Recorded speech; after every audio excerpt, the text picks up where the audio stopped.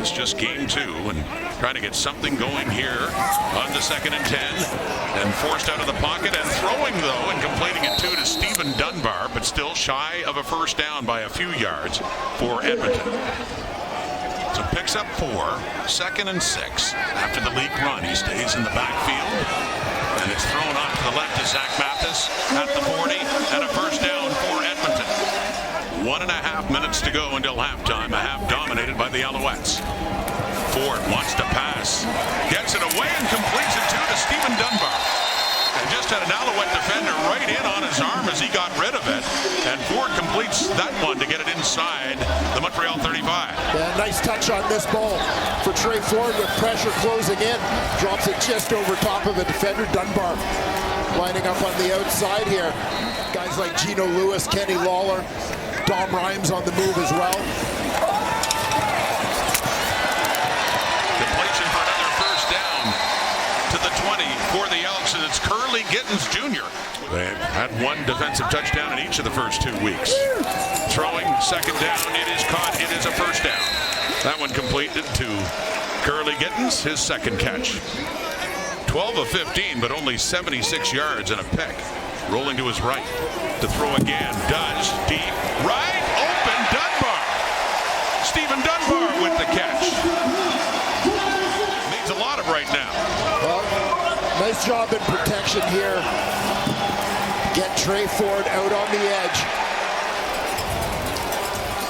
You know, and maybe something of his comfort zone. Look at the right foot. Just inbounds. Filled every column of the stat sheet the last couple of years. Has had a quiet day. Pressure on Trey Ford. Being chased. Gets into the end zone for an Edmonton touchdown.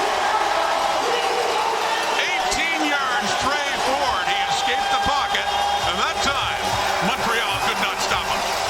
Illegal contact, Montreal number 32. Penalties decline, results play with the touchdown. And you'll watch right about here. Trey Ford, pressure coming, end zone long, nice catch. Justin Rankin. Should be called a horse collar tackle. Rod, you're the tiebreaker. I'm the tiebreaker. I can't go against my producer, Dwayne. That is caught. That's Stephen Dunbar.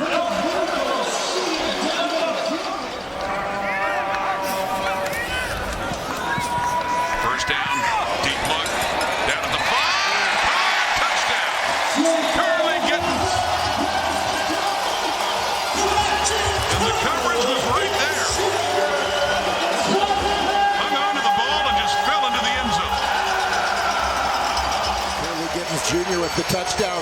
Marc-Antoine Dequoy is manned up on him.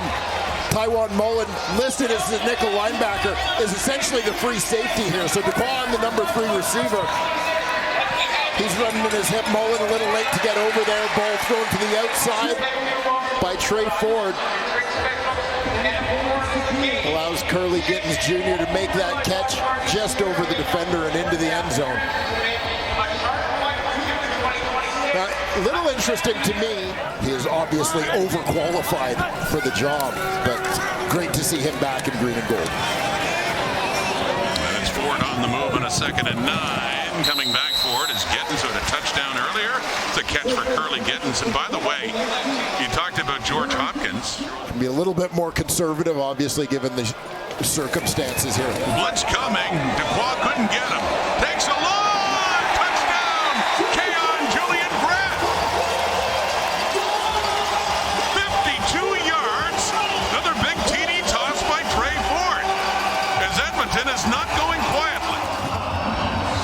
Julian Grant going to hit this one out of the slot. Just watch the gap in the middle of the field.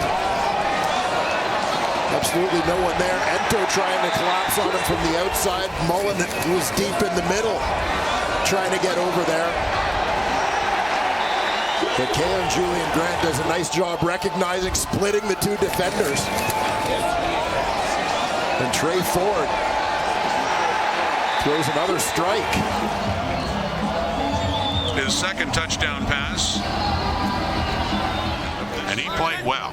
Yeah, fantastic start and victory. Great performance for Davis Alexander. Throw it into a crowd, and Giddens does come up with it.